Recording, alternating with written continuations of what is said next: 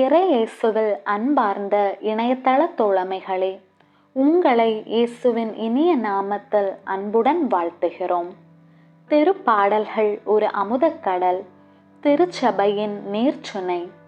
திருப்பாடல்கள் தருவதெல்லாம் இறை வேண்டல்களும் மகிழ்ச்சி, துக்கம் இவற்றையெல்லாம் ஆண்டவரிடம் எளிய முறையில் எடுத்து கூறுவதற்கான வழியும் தான். எனவே ஆண்டவரை துதிக்க, நன்றி செலுத்த, உங்கள் வாழ்வில் பிரச்சனைகள் தீர, உடல் சுகம் பெற, வாழ்வில் நமக்கு தேவையான வரங்களை பெற தினமும் ஒரு அதிகாரம் வாசித்து நம் நாளை துவங்குவோம். திருப்பாடல்கள் அதிகாரம் 107. ஆண்டவருக்கு நன்றி செலுத்துங்கள், ஏனெனில் அவர் நல்லவர், என்றென்றும் உள்ளது அவரது பேரன்பு. ஆண்டவரால் மீட்படைந்தோர், எதிரியின் கையினின்று அவரால் மீட்கப்பட்டோர், கிழக்கினின்றும் மேற்கினின்றும் வடக்கினின்றும் தெற்கினின்றும் பல நாடுகளினின்றும் ஒன்று சேர்க்கப்பட்டோர் சொல்வார்களாக. பாலை நிலத்தில் பால்வெளியில் சிலர் அலைந்து திரிந்தனர். குடியிருக்குமாறு ஒரு நகருக்கு செல்ல அவர்கள் வழி காணவில்லை. பசியுற்றனர், தாகமுற்றனர், மனசோர்வு உற்று களைந்து போயின. தம் நெருக்கடியில் ஆண்டவரை கூவி அழைத்தனர். அவர்களுக்குற்ற துன்பங்களில் இருந்து அவர்களை அவர் விடுவித்தார். நேரிய பாதையில் அவர்களை வழிநடத்தினார். குடியிருக்கும் நகரை அவர்கள் அடைய செய்தார். ஆண்டவரின் பேரன்பை முன்னிட்டு, மானிடருக்காக அவர் செய்த வியத்தகு செயல்களை முன்னிட்டு அவர்கள் அவருக்கு நன்றி செலுத்துவார்களாக. ஏனெனில் தாகமுற்றோருக்கு அவர் நிறைவளித்தார், பசியுற்றோரை நன்மையால் நிரப்பினார். சிலர் காரிருளிலும் சாவின் நிழலிலும் கிடந்தனர், விலங்கிடப்பட்டு துன்பத்தில் உழன்றனர். ஏனெனில் அவர்கள் இறைவனின் கட்டளைகளை எதிர்த்து நின்றனர், உன்னதரின் அறிவுரைகளை புறக்கணித்தனர். கடும் வேலையால் அவர் அவர்களின் உள்ளத்தை சிறுமைப்படுத்தினார். அவர்கள் நிலை குலைந்து போயினர். அவர்களுக்கு துணை செய்வார் யாருமில்லை. அவர்கள் தம் நெருக்கடியில் ஆண்டவரை கூவி அழைத்தனர். அவர் அவர்களை துன்பங்களிலிருந்து விடுவித்தார்.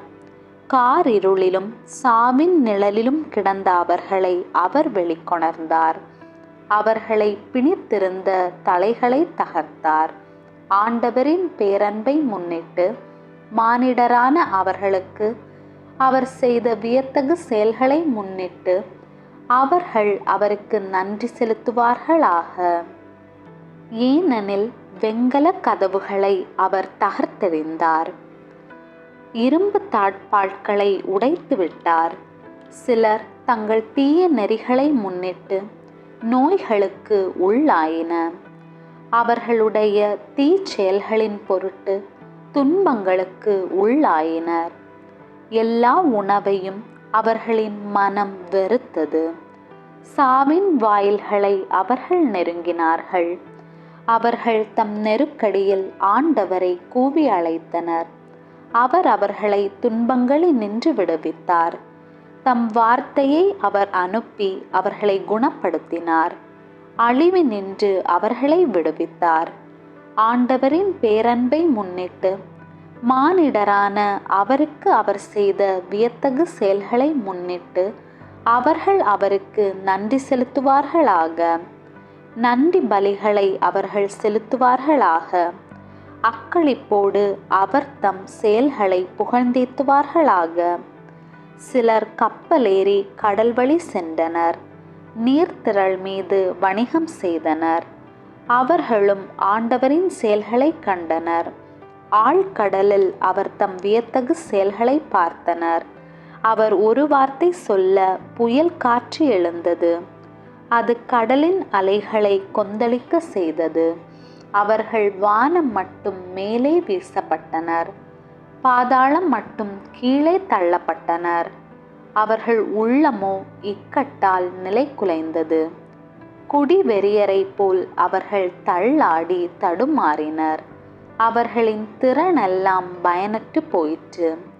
தம் நெருக்கடியில் அவர்கள் ஆண்டவரை கூவி அழைத்தனர். அவர்களுக்குற்ற துன்பங்களிலிருந்து அவர் அவர்களை விடுவித்தார்.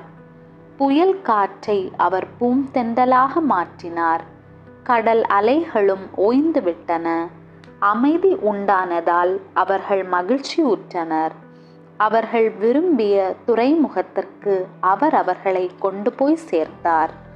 ஆண்டவரின் பேரன்பை முன்னிட்டு, மானிடரான அவருக்கு அவர் செய்த வியத்தகு செயல்களை முன்னிட்டு அவர்கள் அவருக்கு நன்றி செலுத்துவார்களாக. மக்களின் பேரவையில் அவரை புகழ்ந்தேத்துவார்களாக. பெரியோரின் மன்றத்தில் அவரை போற்றுவார்களாக. ஆறுகளை அவர் பாலை நிலமாக்கினார். நீரோடைகளை அவர் வறண்ட தரையாக்கினார். செழிப்பான நிலத்தை உவர் நிலமாக்கினார். அங்கு குடியிருந்தோரின் தீச்செயலை முன்னிட்டு இப்படி செய்தார். பாலை நிலத்தையோ நீர்த்தடாகமாக மாற்றினார்.